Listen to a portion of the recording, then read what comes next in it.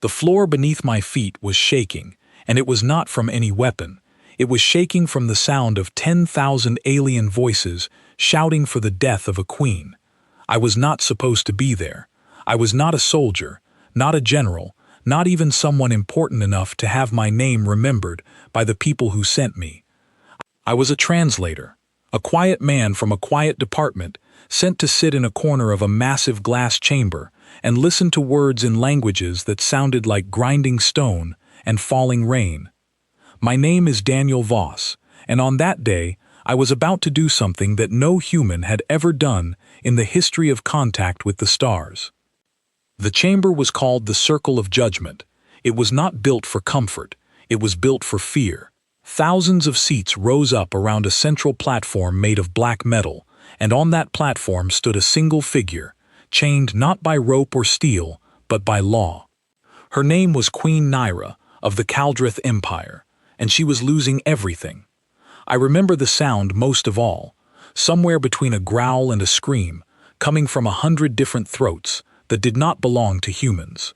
Around me sat representatives from a dozen worlds, each one glowing with a different color of skin, each one wearing the marks of their people, and every single one of them was staring at the queen with hatred in their eyes.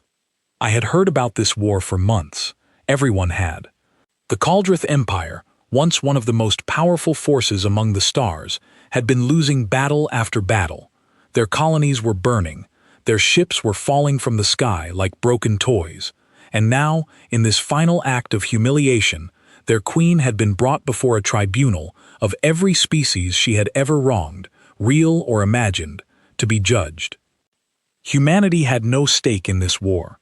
We were new to the wider galaxy, small, unimportant, still learning which fork to use at a dinner table with creatures who had 6 arms. Our orders were simple: watch, say nothing, learn. I sat in the human section, 3 rows back, wedged between an engineer named Claire Whitfield and an old diplomat named Peter Langley, who slept through most of these events. Neither of them looked at the queen the way I did. To them, she was just another alien leader on trial, a story to bring home for dinner conversation. To me, something about her stillness caught my attention. She did not beg. She did not cry.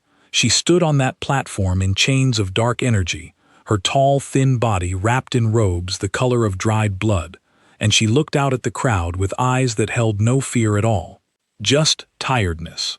The kind of tiredness that comes from fighting a war you know you cannot win, and still choosing to fight it anyway. A tall alien stepped forward on the platform. His skin was pale green, his face sharp and angular, and he wore the golden collar of a judge.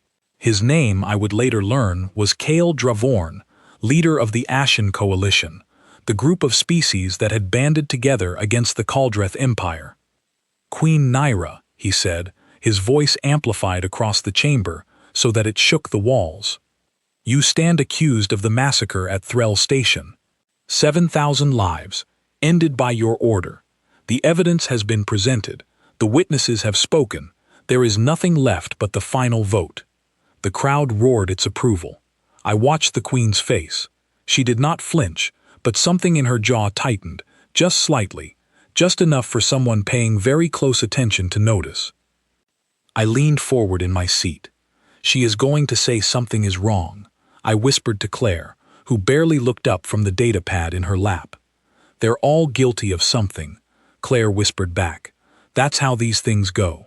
Just watch, Daniel. That's the job. I nodded, but I did not stop watching the queen's face. There was something there, a kind of quiet fury that did not match the story I had been told about a mad tyrant who had ordered the deaths of thousands of innocent people. Mad tyrants usually shouted. They usually cursed and spat and made excuses. Queen Nyra did none of that. She simply watched the judge with the calm patience of someone waiting for a lie to finish being told. Judge Kael raised a hand, and a large screen above the platform flickered to life. On it appeared images of Threll Station, a massive orbital structure now nothing but broken metal and drifting bodies. The crowd gasped and groaned in horror, even though many of them had surely seen this footage 100 times already. It was theater. Every part of it was theater, designed to make the outcome feel inevitable before a single vote had been cast. The Caldrith fleet, under direct orders from Queen Nyra, destroyed this station without warning, Kale announced. Sensor logs confirm the attack came from Caldrith warships. There is no question of guilt, there is only the question of punishment. Soko. That was when the Queen finally spoke, her voice low and rough, carrying easily across the silent chamber, despite its lack of amplification. I did not order that attack.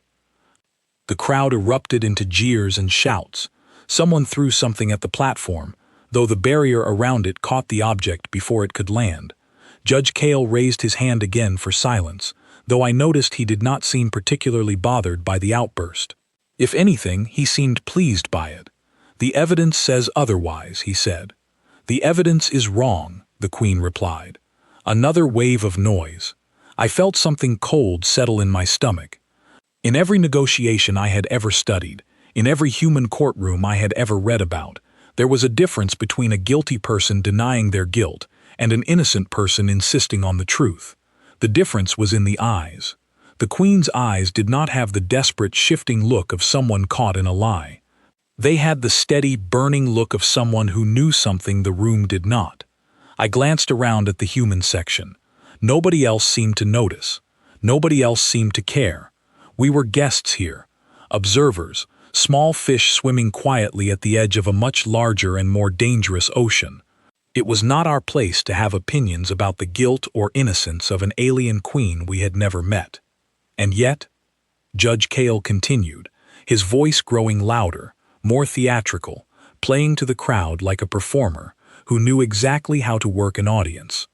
The Caldrith Empire has terrorized this sector for generations.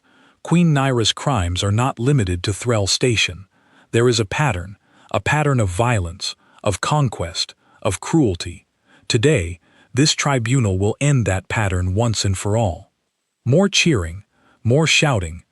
I watched the screen above the platform change again, this time showing what appeared to be sensor data, long lines of numbers and timestamps that most of the crowd could not possibly read or understand, but which they applauded anyway, simply because they were told to. That was the moment something inside me shifted. I am not a soldier. I have never fired a weapon at another living being. I have never stood on a battlefield or commanded a fleet. But I have spent my entire career reading data, translating meaning from patterns of language and numbers that most people glance over without truly seeing. And something about those sensor logs on the screen looked wrong to me. Very wrong. I pulled out my own datapad, the one issued to me by the diplomatic office for note-taking purposes only, and I began to zoom in on the image being projected above the platform. Claire noticed and gave me a curious look, but she said nothing. I ignored her and kept my eyes fixed on the numbers. The timestamps did not line up. The sensor data showed the attack occurring at a certain moment, but the wreckage in the earlier images showed decay patterns that suggested the destruction had happened hours before that timestamp, not during it. It was a small thing. The kind of small thing that could easily be dismissed as a technical error, a translation mistake between different alien measurement systems.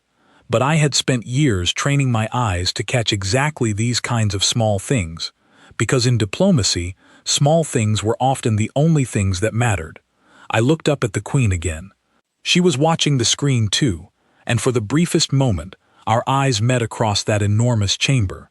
It should have meant nothing. I was nobody to her, a small human, sitting far away in a crowd of thousands who wanted her gone. But something passed between us in that moment, something I would spend the rest of my life trying to properly describe. It was not a plea for help, it was recognition, as if she somehow knew, without any words being exchanged, that I had seen what she had been trying to tell this entire room. The judge called for silence once more, and the chamber settled into a tense quiet as the first of the voting delegations began to rise from their seats. One by one, representatives from different worlds stood and cast their judgment. A tall creature with silver scales spoke of ancient grievances between her people and the Caldrith. A small hunched figure with too many eyes spoke of villages burned during a war 3 generations ago. Each speech added another layer of condemnation, another brick in the wall being built around Queen Naira, and with each vote, the crowd grew louder, more certain, more hungry for the ending they had already decided upon before they ever walked into this chamber. I sat frozen in my seat, my mind racing. The rules of my position were clear. Humans observed. We did not interfere. We did not speak unless spoken to, and even then, only through official channels approved weeks in advance. To stand up in a chamber like this, uninvited, unprepared, was not just against protocol. It could be seen as an act of war against every species gathered here today. But the numbers on my datapad did not lie.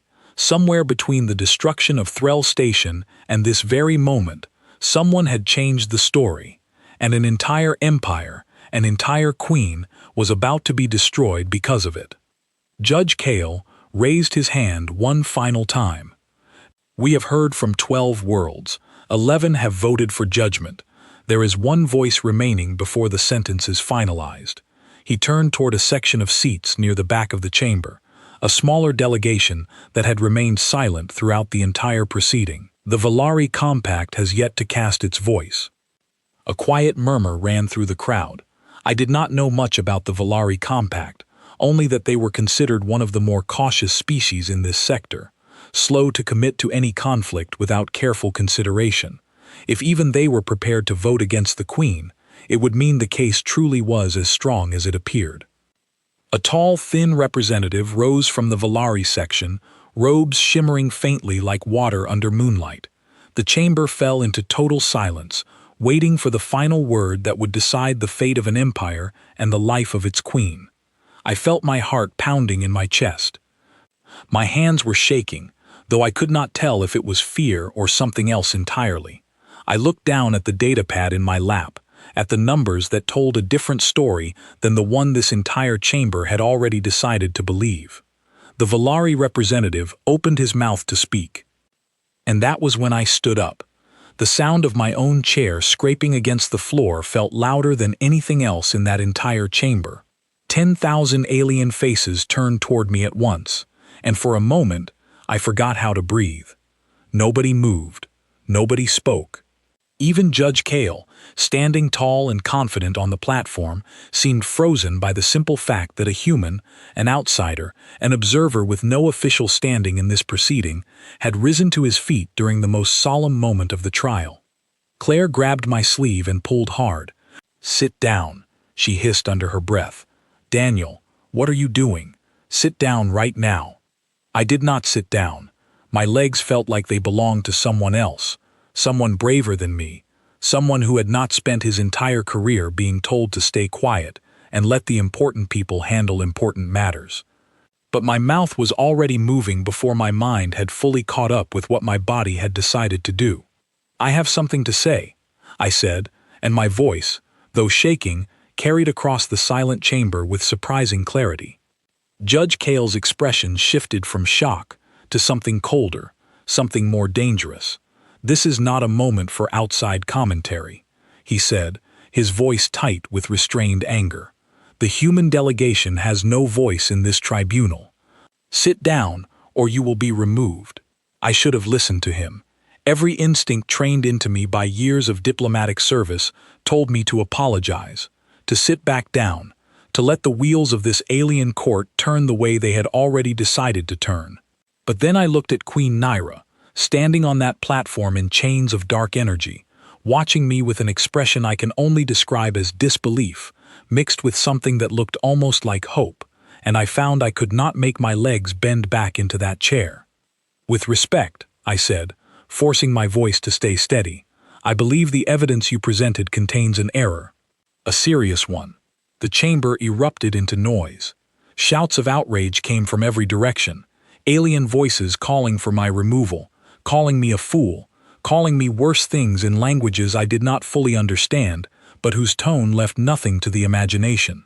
Judge Kale raised both hands, and slowly, reluctantly, the noise died down enough for him to speak. "You dare accuse this tribunal of error," he said. "Based on what authority? What expertise? You are a translator, not a scientist. Not a judge. You have no place making such claims in this chamber. He was right, in a way. I had no formal authority here. I had no title that would impress this room full of powerful representatives from a dozen different worlds. All I had was a datapad filled with numbers that did not add up, and a stubborn refusal to let a lie stand simply because it was convenient for everyone else to believe it. I am a translator, I agreed, my voice growing steadier with each word, as if speaking the truth aloud was giving me strength I did not know I possessed. My entire profession is built on understanding patterns, on catching small details that get lost between different systems of language and meaning, and the sensor data displayed on that screen contains a timestamp inconsistency that any careful observer would notice, given enough time to actually look. Judge Cale's jaw tightened. Explain. I held up my datapad, and though I knew the small screen could not possibly be seen from where I stood in the crowd, I began to speak the numbers aloud instead, hoping my voice alone could carry the weight of what I had found. The wreckage images shown earlier in this proceeding indicate a decay pattern consistent with destruction occurring at least 6 hours before the timestamp listed on the sensor logs used to identify the attacking fleet. In simple terms, the ship identification data was recorded hours after the station was already destroyed. If the Caldreth fleet's signature was captured at that later time, it does not prove they caused the destruction. It only proves they were present sometime after the fact. Silence swept through the chamber, heavier and stranger than any silence that had come before it. I could see confusion on some faces, anger on others, and on a few, the faint beginning of doubt. Judge Cale let out a short, dismissive laugh, though it did not quite reach his eyes.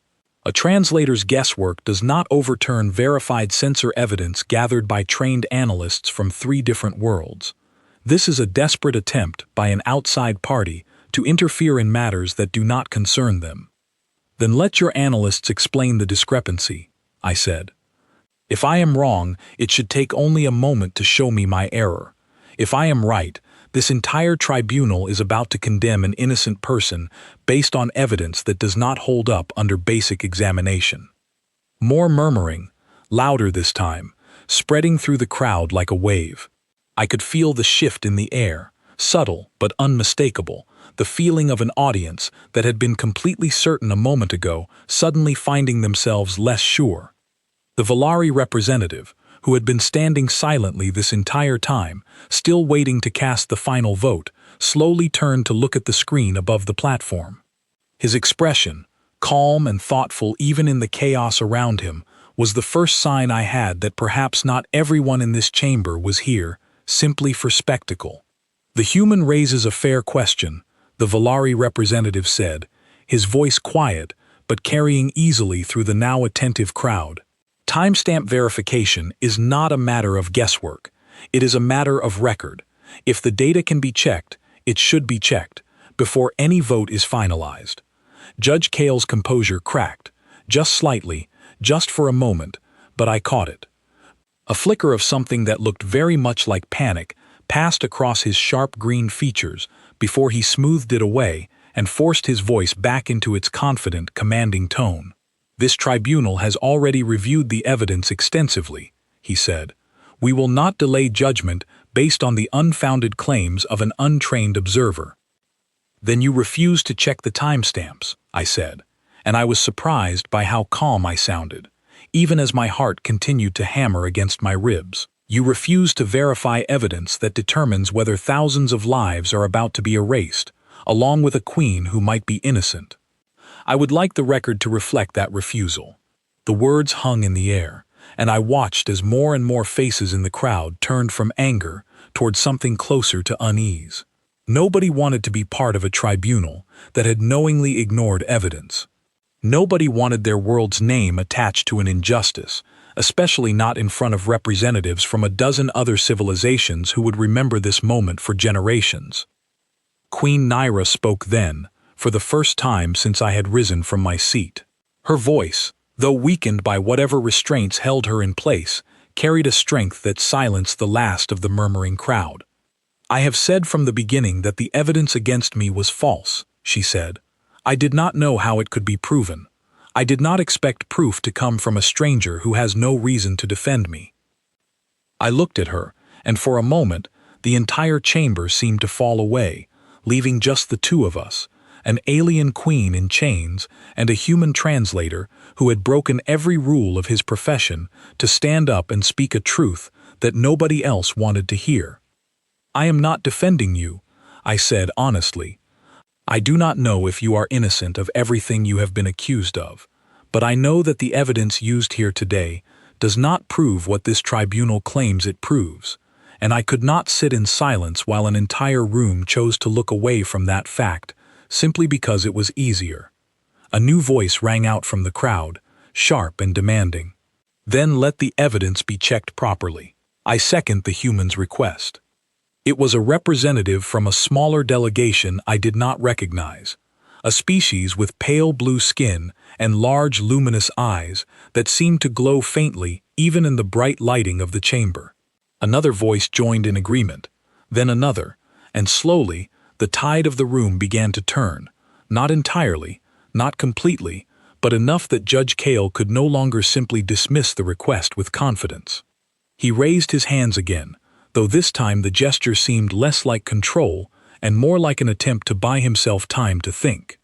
"Very well," he said, his voice tight with barely restrained frustration. "The tribunal will pause to verify the sensor data timestamps, but let it be clear, if this claim proves false, the human delegation will bear consequences for this interruption." I nodded, though my stomach twisted at the threat.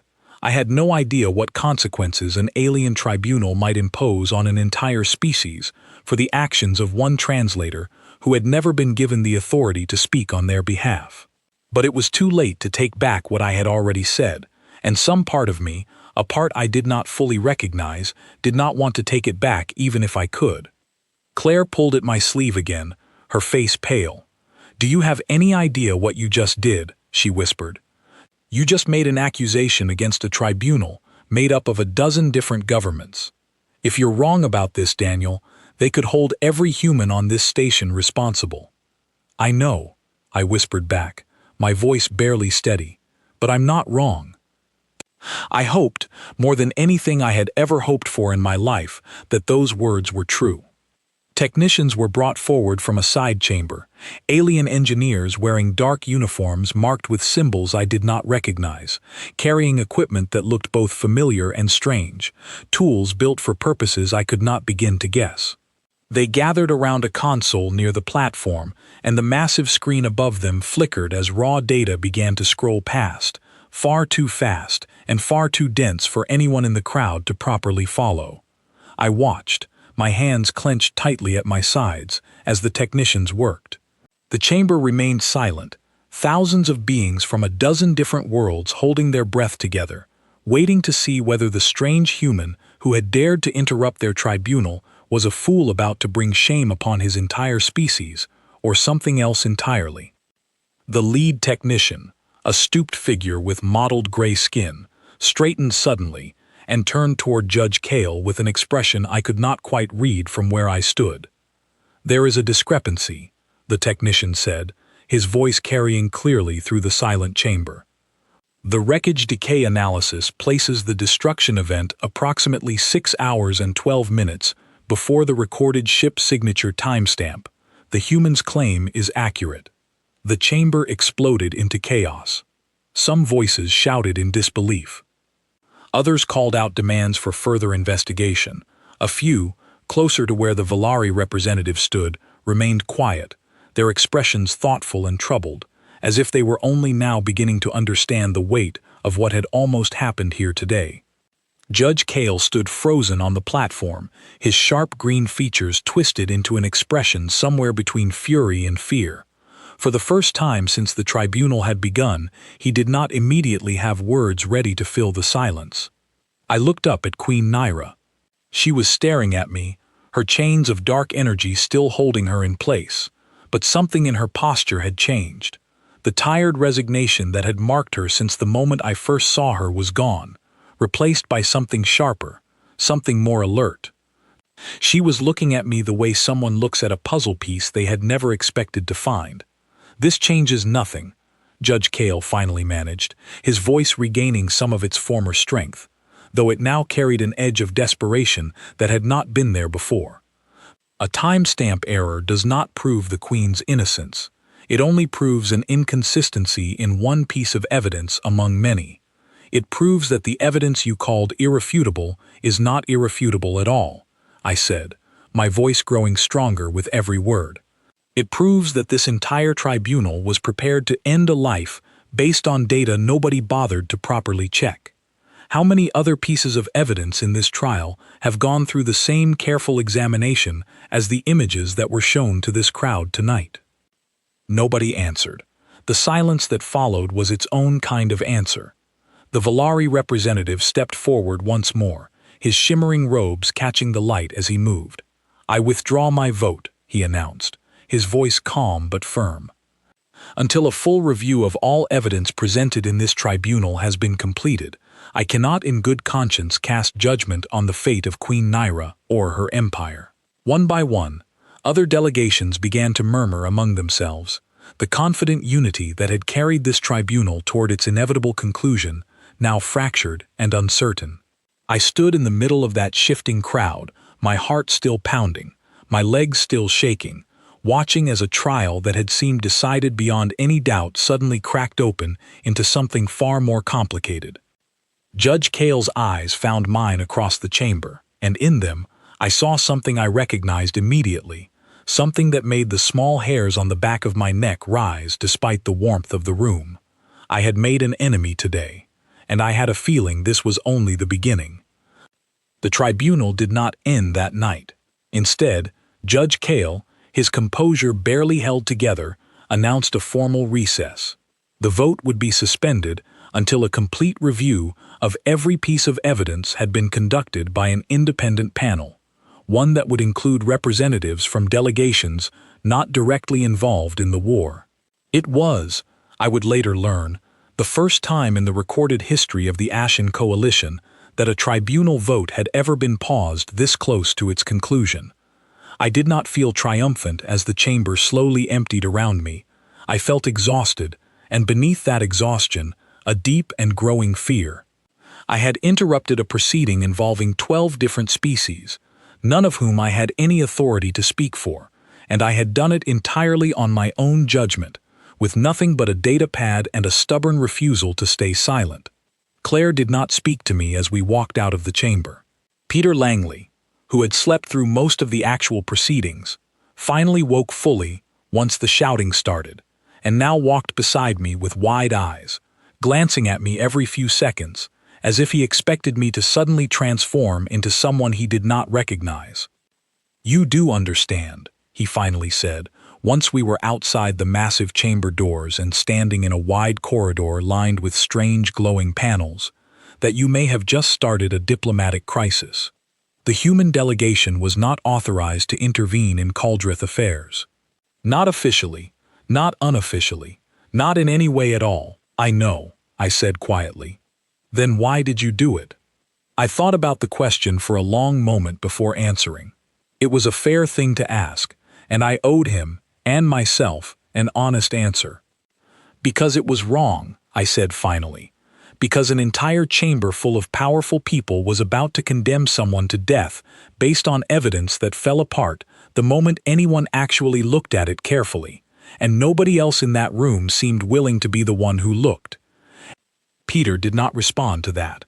He simply shook his head and walked ahead of me, leaving me standing alone in the corridor with Claire, who finally broke her silence.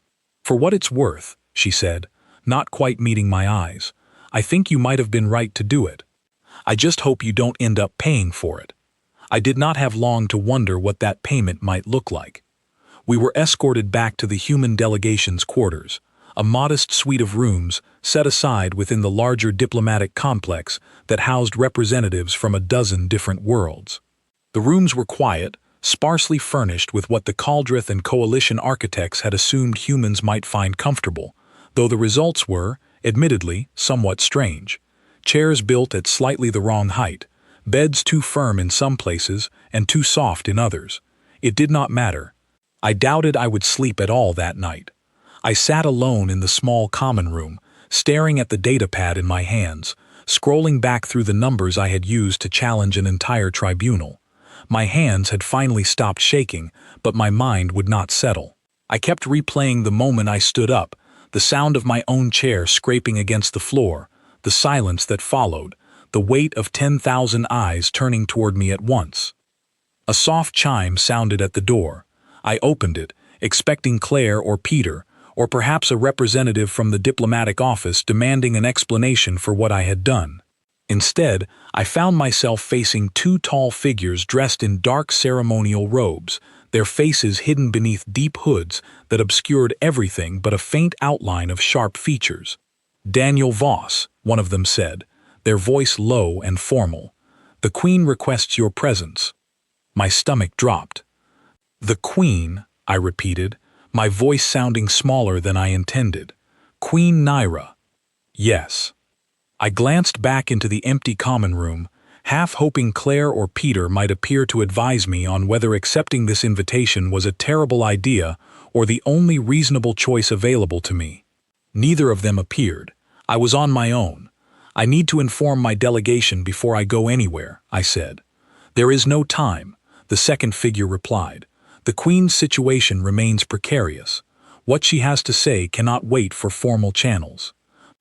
I hesitated only a moment longer before nodding.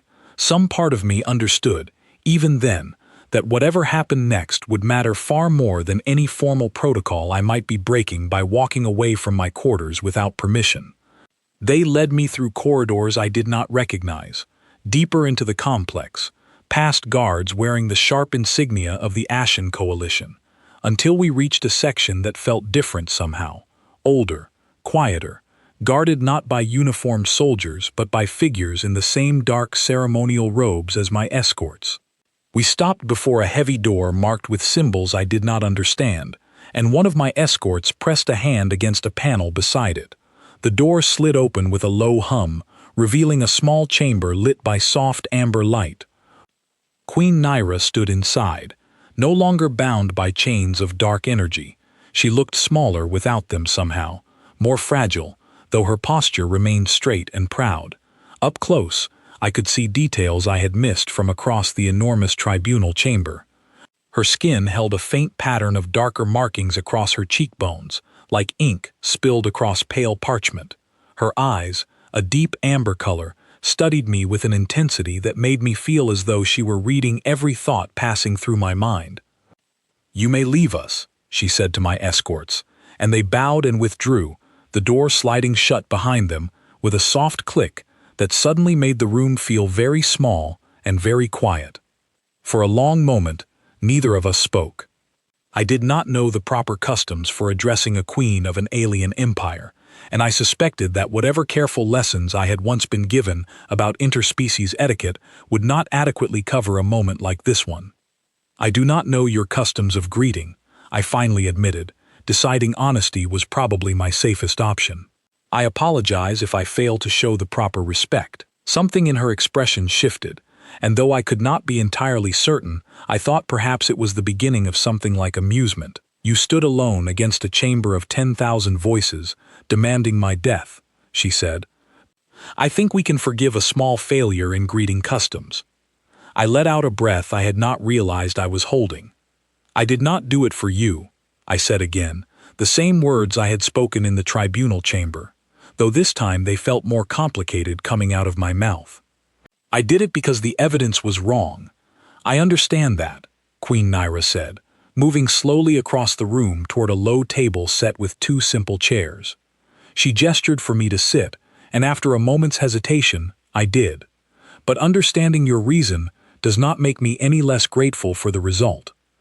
Do you know what happens to a queen who loses her throne through the judgment of a tribunal like the one you interrupted tonight?" I shook my head. "Everything," she said simply. "Not only my life. My family line would be erased from every historical record across a dozen worlds. My people would be scattered, our territories divided among the very species who orchestrated this false accusation. Everything the Caldrith Empire has built across generations would cease to exist within a single vote. I felt the weight of that settle over me, heavier than I expected. Then the accusation truly was false, I said. You did not order the attack on Threll Station. No, she said, and something raw entered her voice for the first time, a crack in the careful composure she had maintained throughout the entire tribunal.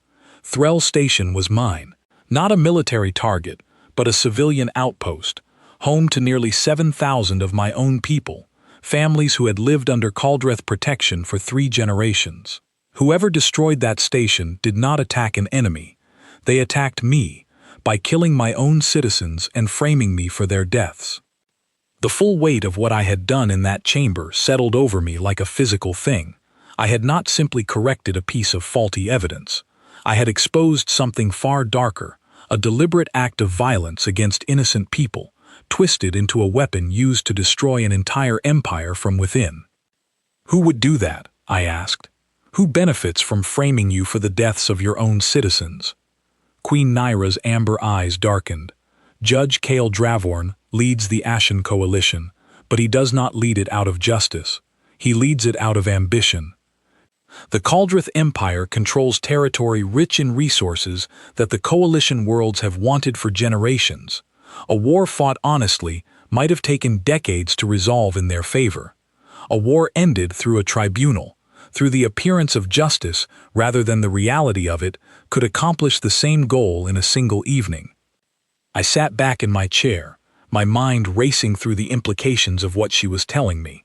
If this was true, if Judge Cale had orchestrated the destruction of an entire civilian station simply to manufacture evidence against the Caldrith Empire, the consequences extended far beyond one queen's fate.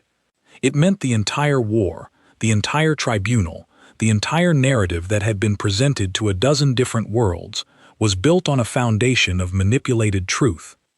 Can you prove this? I asked. Not yet, Queen Nyra admitted.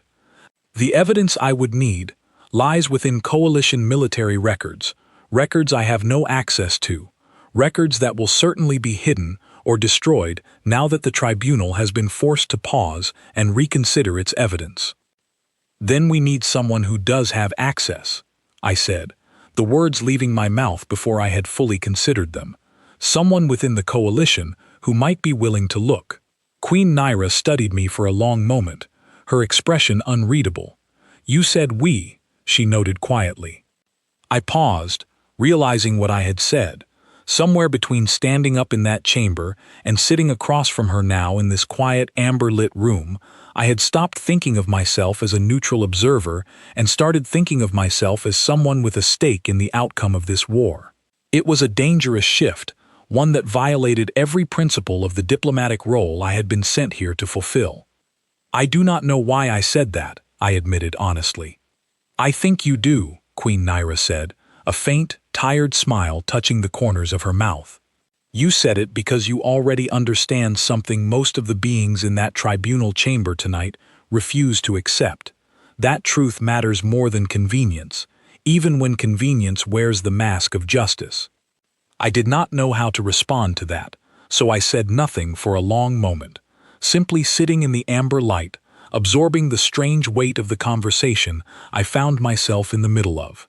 There is someone, I finally said, within the Coalition delegation.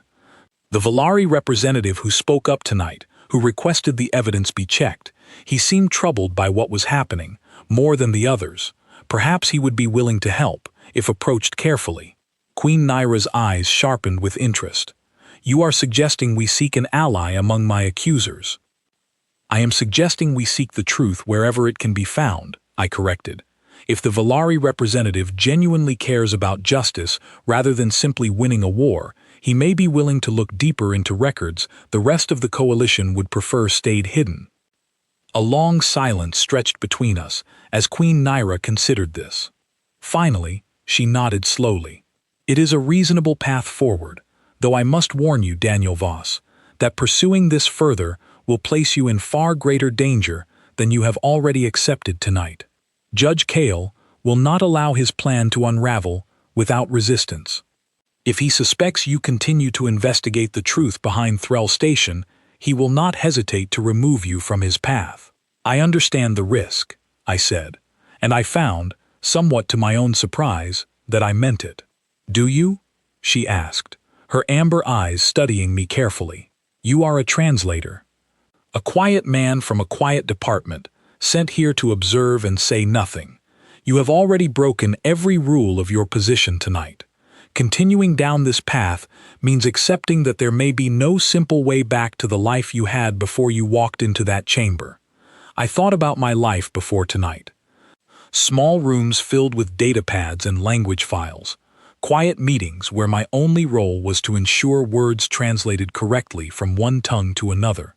A life defined by careful neutrality, by never taking sides, by always staying safely in the background where nothing was ever truly asked of me. I thought about the sound of the tribunal chamber falling silent as I rose to my feet. I thought about Queen Nyra's eyes meeting mine across that vast crowd, recognition passing between two strangers who had never exchanged a single word before that moment. I don't think I can go back to that life, I admitted quietly. Not after tonight, not after knowing what I know now. Queen Nyra studied me for a long moment, and then slowly she extended one long pale hand across the low table between us.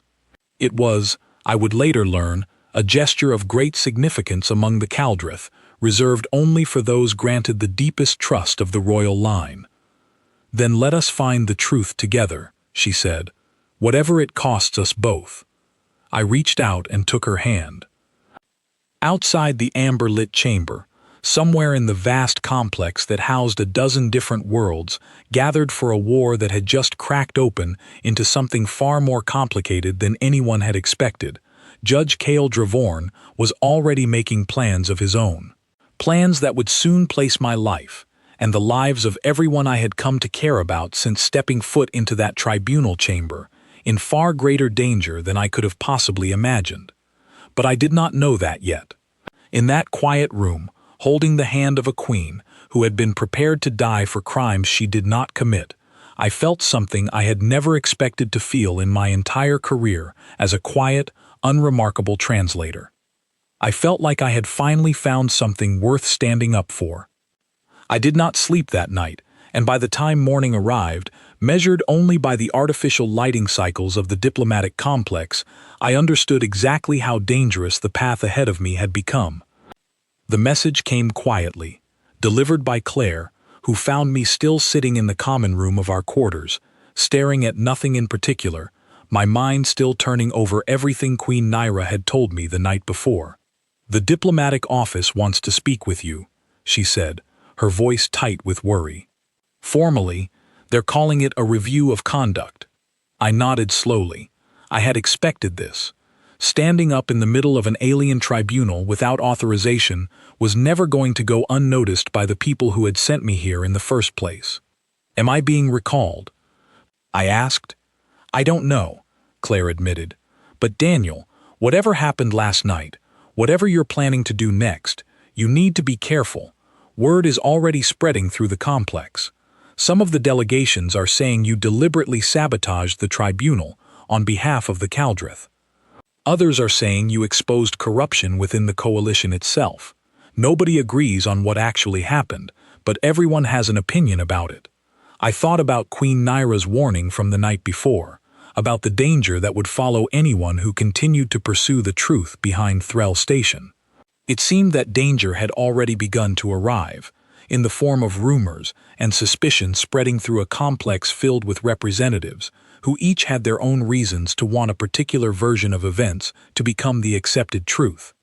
The formal review, when it finally happened, took place in a small, sterile room within the human delegation's administrative section. 3 senior diplomats sat across a table from me, their expressions a careful mixture of concern and barely contained frustration. "Mr. Voss," the lead diplomat began, a stern woman named Grace Ellison, who I had only met a handful of times before this moment. "You understand the gravity of what you did last night." "I do," I said honestly. "Then perhaps you can explain why a translator, with no formal diplomatic authority, decided to interrupt a tribunal involving 12 separate species, based entirely on his own personal analysis of evidence he had no official access to review. I took a slow breath before answering, choosing my words carefully. Because the evidence was wrong, and nobody else in that chamber seemed willing to say so, I did not act with any intention of favoring one side of the conflict over another. I acted because I could not, in good conscience, watch an entire tribunal proceed toward a decision based on flawed data. Grace Ellison studied me for a long moment, her expression unreadable. The Coalition has formally requested that humanity issue an apology for what they are calling an unauthorized interference in Caldrith affairs. They are also requesting that you personally be removed from this diplomatic assignment and returned to Earth for further review. My stomach tightened. And what has humanity decided? Nothing yet, Grace admitted, and something in her tone shifted, just slightly, in a way I could not quite identify. The independent panel reviewing the tribunal's evidence has already found 2 additional inconsistencies beyond the one you identified last night. It seems your intervention, unauthorized as it was, may have been more accurate than anyone anticipated. Relief washed through me, though it was tempered by the knowledge that this fight was far from over. What kind of inconsistencies? That is not information I am authorized to share with you, Grace said, though the faint softening around her eyes suggested she understood exactly why I was asking. What I can tell you is that humanity's official position remains neutral. We will not formally apologize for your actions, nor will we formally endorse them. You are, for the moment, permitted to remain within the diplomatic complex, though you are strongly advised to avoid any further unauthorized contact with either delegation. I thought about the meeting with Queen Nyra the night before, about the promise I had made to help her find the truth behind Threll Station. I did not tell Grace Ellison about that meeting. Some instinct told me it was safer, for everyone involved, if that particular piece of information remained between myself and the Queen for now. Understood, I said simply. The review ended without further incident, though I could feel the weight of suspicion following me as I walked back through the corridors of the diplomatic complex. Alien eyes tracked my movement in a way they never had before, some curious, some hostile, all of them aware that the quiet human translator had somehow become a figure of significance within a conflict that had, until recently, had nothing to do with humanity at all. I found the Valari representative later that same day, in a quiet garden area set aside within the complex for delegates seeking a moment of peace amid the tension of the ongoing tribunal. His name, I had learned, was Ilan Thresi, and he stood alone near a cluster of pale blue flowering plants that I did not recognize, his shimmering robes catching the soft artificial light filtering down from the complex's high ceiling. "Mr. Voss," he said, without turning to look at me as I approached. "I wondered if you might seek me out. You spoke up last night," I said, choosing to skip past any careful diplomatic pleasantries. "You supported the request to verify the evidence, even when the rest of the coalition seemed determined to move forward without question." Ilan finally turned to face me, his large, luminous eyes studying me with quiet intensity. "The Valari Compact has survived for many generations by valuing careful observation over hasty judgment. I did not support your claim last night because I believed Queen Nyra innocent. I supported it because a tribunal that refuses to verify its own evidence is not a tribunal at all.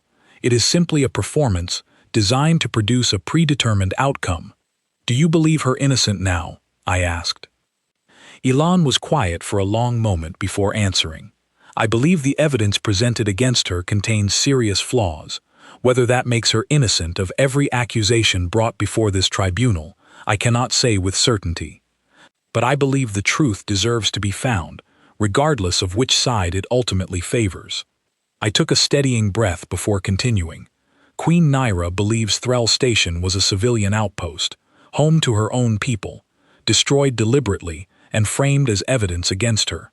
She believes Judge Cale Dravorn orchestrated the attack himself, in order to manufacture justification for a tribunal that would end the war in the coalition's favor without the cost of a prolonged military conflict."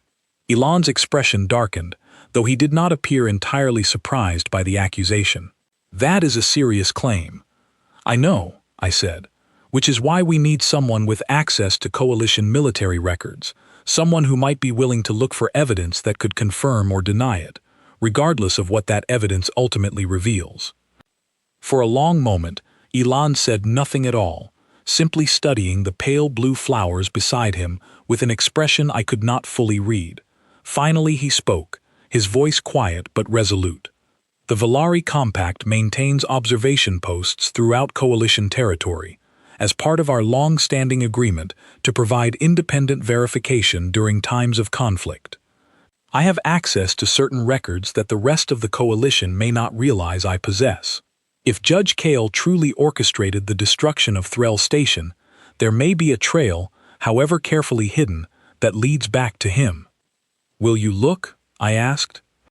Elon turned to face me fully, his luminous eyes catching the light in a way that made them appear almost like small stars. "I will look, Mr. Voss, not because I trust Queen Naira, and not because I have any particular loyalty toward humanity or its unexpected intervention in our affairs.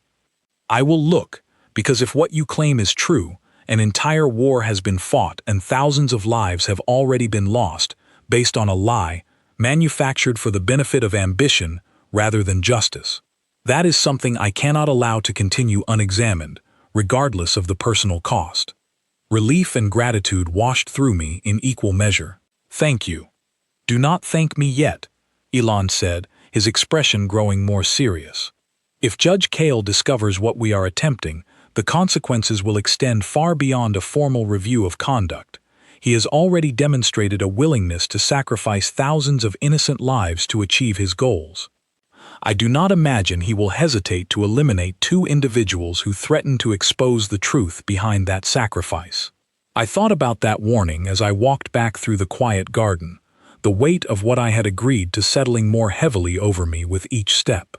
I was no longer simply a translator who had made an unusual choice during a single tribunal session. I was now actively working to expose a conspiracy that reached into the highest levels of the Ashen Coalition's leadership, alongside an alien queen and a Valari representative who had risked their own positions to pursue the truth alongside me. That evening, as I sat alone in my quarters trying to process everything that had happened, a soft chime sounded at my door once more. I opened it, half expecting another summons from Queen Naira, but instead found Claire standing in the corridor, her expression tense. "There's something you need to see," she said, holding out her own datapad. I took it from her and found a message displayed on the screen, sent through an encrypted diplomatic channel that I did not recognize. The message was brief, but its meaning was unmistakable. "The human observer known as Daniel Voss has interfered with matters beyond his authority and beyond his understanding. Further interference will not be tolerated. Consider this a final warning, extended out of respect for humanity's continued neutrality in this conflict. Should that interference continue, the consequences will not be limited to Mr. Voss alone." There was no signature, no indication of who had sent it, but I did not need one to understand exactly where this warning had come from. "Judge Kale," I said quietly. Claire nodded, her expression grim. The message was routed through several anonymous channels, but our technical team traced enough of the signal pattern to confirm it originated from within the Coalition's diplomatic offices. "Daniel, this isn't a rumor anymore. Someone with real power is threatening you directly, and they're threatening the rest of us too, if you don't back down." I stared at the message for a long moment, feeling the full weight of what I had started settling over me. I thought about Queen Naira, standing in chains before a chamber that had already decided her fate before a single piece of evidence had been properly examined. I thought about 7,000 innocent lives lost at Threll Station, framed as a weapon of war rather than acknowledged as the tragedy they truly were. I thought about Elon Thracy, risking his own position within the Valari Compact to help uncover a truth that powerful people wanted buried forever. "I'm not backing down," I said finally, my voice steadier than I expected it to be. Claire studied me for a long moment, and then, to my surprise, she nodded slowly. "I didn't think you would, Just know that if this goes wrong, it's not only your life on the line anymore."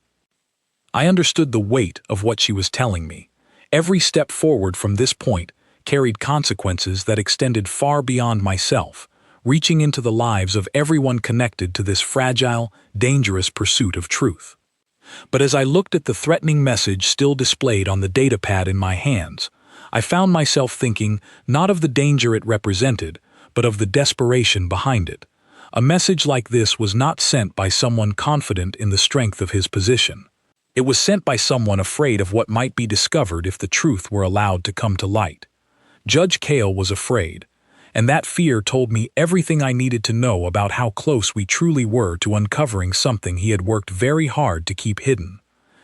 I set the datapad down on the table beside me, and for the first time since stepping into that tribunal chamber the night before, I felt something steady settle into place within my chest.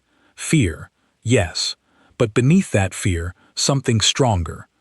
A quiet, stubborn resolve that I had not known myself capable of until the moment I stood up in front of 10,000 strangers and refused to let a lie stand unchallenged. Whatever came next, I was not going to stop now. 3 days passed before Elon Thracy contacted me again, and in that time, the diplomatic complex had transformed into something close to a battlefield of whispers. Delegations argued in closed sessions about the future of the tribunal. Coalition worlds pressured one another to reaffirm their original votes, while others quietly began withdrawing their public support, unwilling to be associated with a judgment that now carried the taint of unresolved suspicion. I spent those 3 days moving carefully through the complex, aware of the eyes that followed me, aware that Judge Cale's warning had not been an empty threat, but a genuine promise of consequences should I continue down this path. I told no one else about my meeting with Queen Naira, and I made certain that my meetings with Elon appeared as nothing more than casual conversations between delegates passing time in the garden. When Elon finally reached out, it was not through any official channel. A small note appeared on my datapad late one evening, containing only a location and a time. I recognized the location as a maintenance corridor deep within the lower levels of the complex, far from the polished chambers where formal diplomacy took place. I arrived to find Elon waiting in the dim, humming corridor, his shimmering robes dulled to a gray shadow in the low light. His expression, usually calm and measured, now carried an unmistakable tension. "I found something," he said without preamble. "What?" "A supply manifest," Elon said, holding out a small data crystal that glowed faintly blue in his outstretched palm. "Buried deep within Coalition military archives, logged under a classification that should have kept it hidden from anyone outside the highest levels of command. It documents the transfer of a weapon system 3 days before the destruction of Threll Station, a weapon system authorized for deployment by Judge Cale Dravern himself." My breath caught. "You're certain?" "The authorization signature is unmistakable," Elon confirmed, "and the weapon system in question matches the destruction pattern found at Threll Station far more closely than any known Caldrith technology." I cross-referenced the blast signatures myself. Whatever destroyed that station, it was not a Caldrith weapon, it was Coalition technology, deployed under Judge Cale's direct authorization, disguised afterward to appear as though it originated from the very empire he sought to destroy. I took the data crystal from his hand, feeling its faint warmth against my palm, hardly able to believe that the truth I had suspected since that first night in the tribunal chamber now rested physically within my grasp. "This proves it," I said. "This proves Queen Naira's innocence." "It proves a great deal more than that," Elon said grimly. "It proves that Judge Cale orchestrated the deaths of 7,000 innocent people, framed an entire empire for a crime he committed himself, and used that manufactured tragedy to justify a war that has already claimed countless additional lives on both sides. This is not simply evidence of one man's ambition, Daniel. This is evidence of a crime that reaches far beyond anything either of us anticipated when we began this investigation." I stared at the small glowing crystal in my hand, understanding fully, for the first time, the true weight of what we had uncovered. This was not a matter that could be resolved quietly, through careful diplomatic channels and private conversations in gardens and maintenance corridors. This truth needed to be brought before the entire tribunal, before every delegation that had gathered to judge Queen Naira, before the same crowd that had shouted for her death only days earlier. "We need to bring this to the tribunal," I said, publicly, "where everyone can see it." Elon nodded slowly. "I agree. But we must be careful how we proceed. If Judge Kale learns of this evidence before we can present it formally, he will not hesitate to destroy it, and quite possibly destroy us along with it." We spent the following hours in that dim maintenance corridor, carefully planning how best to bring this evidence before the reconvened tribunal, without giving Judge Kale any opportunity to intercept or discredit it beforehand. Elon would formally request that the independent review panel examine the supply manifest, using his official standing within the Valari Compact to lend the evidence legitimacy that my own unauthorized testimony could not provide on its own. I would remain present, ready to explain the technical details if needed, but the weight of this final confrontation would rest primarily on evidence rather than accusation. The tribunal reconvened 2 days later, the massive chamber filling once more with representatives from a dozen worlds, their expressions carrying far more uncertainty than they had during the first proceeding. Word had clearly spread through the complex that something significant had shifted in the balance of this trial, though the specific details remained carefully guarded until this final session.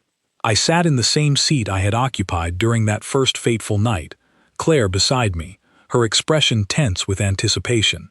Peter Langley, no longer sleeping through the proceedings, sat rigid and alert, watching the platform where Judge Kale stood once more, his confident posture betraying nothing of the fear I knew must be building beneath his composed exterior.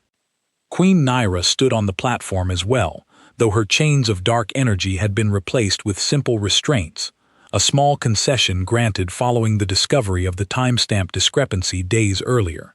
She looked toward me across the chamber, and though her expression remained carefully neutral for the benefit of the watching crowd, I saw something flicker in her amber eyes that I understood to be quiet hope. Elon Thracy rose from his seat when the tribunal formally reconvened, requesting permission to present new evidence before the assembled delegations. Judge Kale's expression tightened, though he had no grounds to refuse the request without drawing further suspicion upon himself. "The Valari Compact has uncovered evidence relevant to the destruction of Threll Station," Elon announced, his voice carrying clearly through the silent chamber. "Evidence that fundamentally changes the understanding of events this tribunal has relied upon in its judgment of Queen Naira." He presented the data crystal, and the massive screen above the platform flickered to life once more, displaying the supply manifest he had uncovered days earlier. A collective gasp rippled through the crowd as the authorization signature became visible, magnified for the entire chamber to see. Judge Kale's face drained of color. "This is fabricated evidence," he said, his voice sharp with barely controlled panic. "A forgery, designed to discredit this tribunal and undermine the justice that thousands of innocent victims deserve. The authorization signature has been verified through 3 independent sources," Elon said calmly, "including a cross-reference with your own personal command codes, Judge Kale. Codes that only you possess authority to use. Perhaps you can explain to this chamber why a weapon system under your direct authorization was deployed 3 days before the destruction of Threll Station, and why the resulting blast signature matches Coalition technology rather than anything within the known Kaldrith arsenal." The chamber erupted into chaos. Shouts and gasps echoed from every direction as the full weight of the revelation settled over the assembled crowd. I watched Judge Kale's composure crumble entirely, his sharp green features twisting into something closer to desperation than the confident authority he had projected throughout the entire tribunal. "This changes nothing," he shouted over the rising noise, though his voice carried none of the conviction it once held. "The Kaldrith Empire has committed countless crimes throughout its history. Even if this specific accusation regarding Threll Station proves inaccurate, the broader pattern of violence remains undeniable." I rose from my seat once more, my heart pounding just as it had during that first fateful night, though this time I felt something different settle over me. Not fear, but a steady, unshakable clarity. If your case now relies on shifting the argument away from the specific evidence you claimed was irrefutable, I said, my voice carrying across the now attentive chamber, then perhaps this tribunal should ask itself a harder question.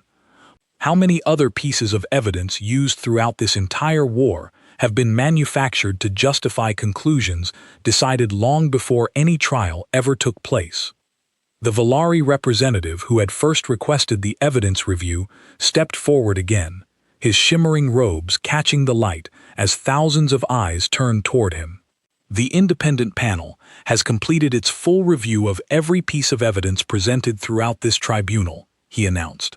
In addition to the timestamp discrepancy and the falsified weapon authorization now confirmed before this chamber, 3 additional inconsistencies have been identified within testimony previously accepted without proper verification. This tribunal cannot, in good conscience, proceed toward any judgment against Queen Naira based on evidence this thoroughly compromised. A long, heavy silence fell over the chamber as the full weight of this collapse settled over everyone present.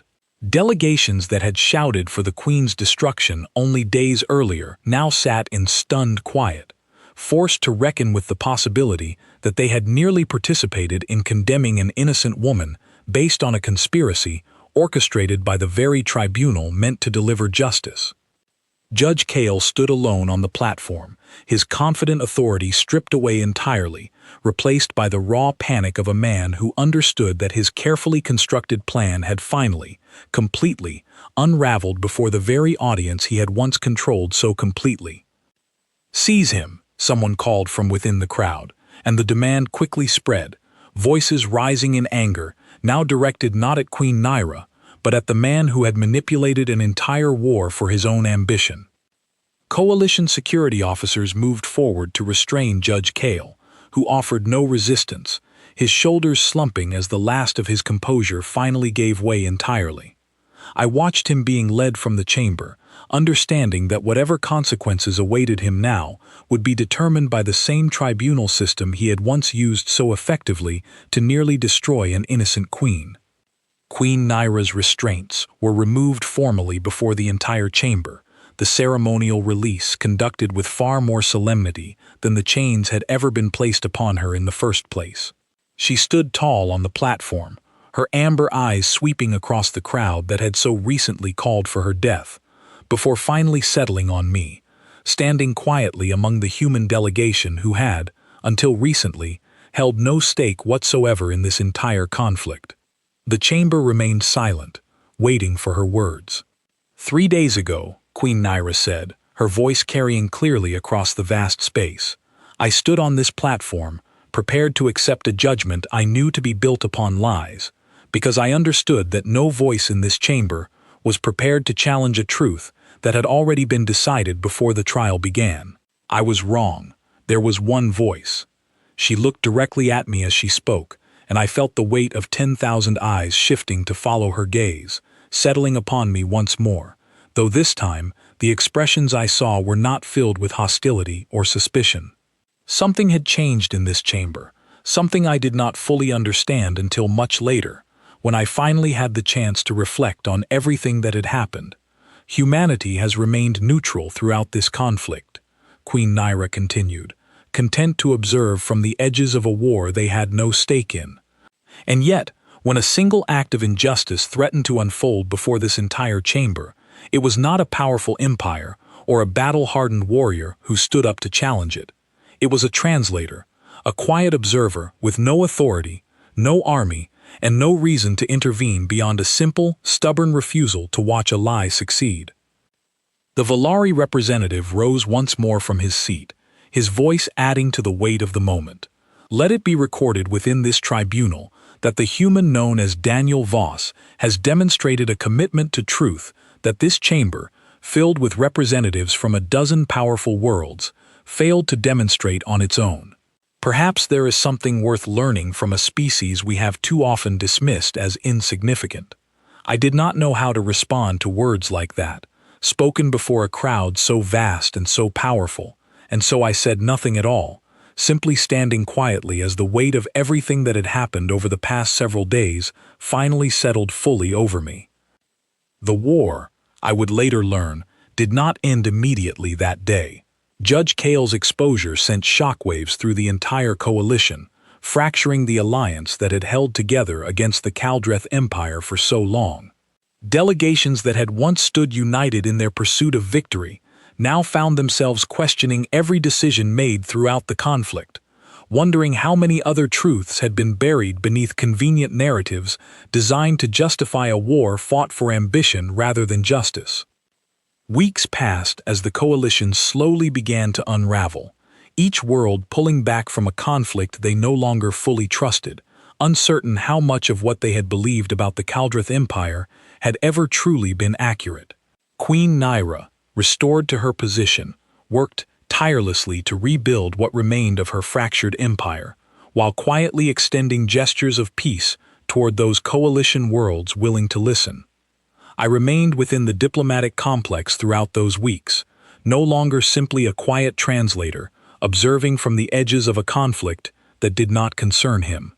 My reports, once limited to careful notes on language and custom, now carried weight within the halls of human diplomacy, as officials back on Earth slowly began to understand the significance of what had unfolded within that tribunal chamber.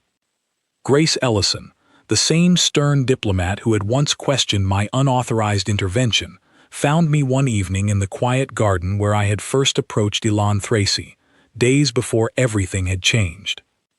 "Humanity has received several formal requests," she said, settling onto a bench beside the pale blue flowering plants. "Requests for continued diplomatic engagement, extended specifically because of your actions during the tribunal. It seems our small, quiet species has earned itself quite a reputation across a dozen different worlds." "What kind of reputation?" I asked. Grace considered the question for a long moment before answering. "The kind that suggests humanity may not be as insignificant as some of these older civilizations once assumed. You stood up when no one else would, Daniel. That single choice has opened doors that decades of careful diplomacy might never have managed to unlock on their own." I thought about that conversation often in the months that followed, as the war between the Kaldreth Empire and the fractured remains of the Ashen Coalition slowly gave way to fragile, uncertain peace talks. I thought about the sound of my chair scraping against the floor of that massive chamber, the silence that followed, the weight of 10,000 eyes turning toward a quiet translator who had never expected to matter to anyone beyond the small circle of his own diplomatic office.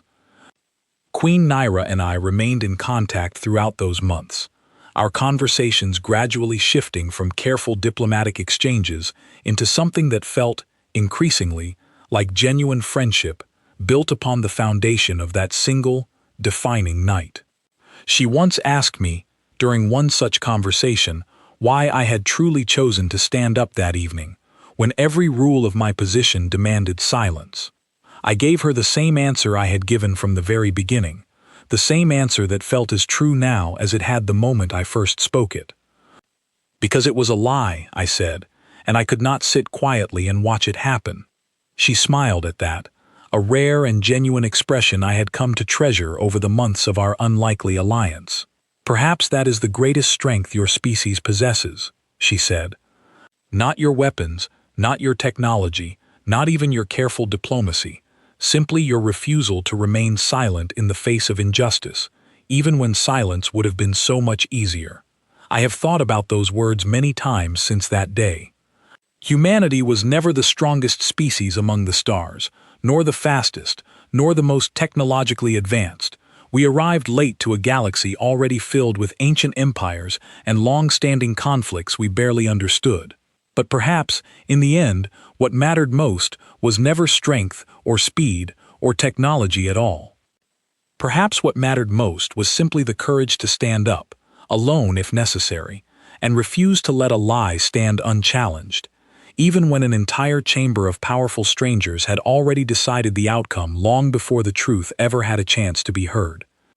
That is the story of how a war nearly ended in tragedy, and how a single quiet voice, rising from the audience of a trial that was never truly meant to be fair, changed the course of an empire forever.